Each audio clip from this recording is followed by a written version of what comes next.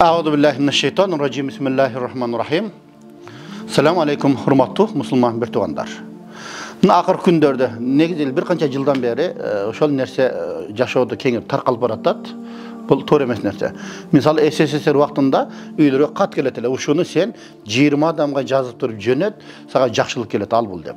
Азыр дагы мына курбан айт жакындаганга, мына 6-сы же 7-си күнү курбан айт болот экен. Ушуну 7 адамга таркатсаң, же 4 адамга таркатсаң, сага жакшылык келет, анан сага бир ийгилик келет деген сөздөрдү айтып жатат да.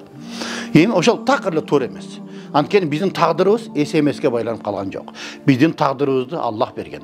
Биздин тагдырыбызды Аллах жазат. Биздин тагдырыбызга жакшылыкты Аллах берет. СМС бербейт. Эгер ошол эмени, ошол СМСти бирөөгө жөнөтө турган болсок, биз эң чоң күнөөлөрдүн катарына кирет. Анткени биз элди адаштырып атабыз.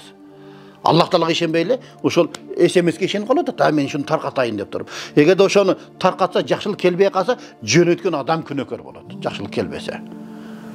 Ошондон Аллах Таала Кур'ан Каримде айтат: "Ва ла талбисул хакка бил батили ва тактумул хакка ва антум та'ламун." Чындыкка жалганды аралаштырбагыла дейт. Мисалы 7-июн же 6-июн курбан айт болсо бул чындык. Бирок ошону таркатсаң жакшылык келет деп туруп жалганды аралаштырып атабыз. Ошол такыр туура эмес туугандар.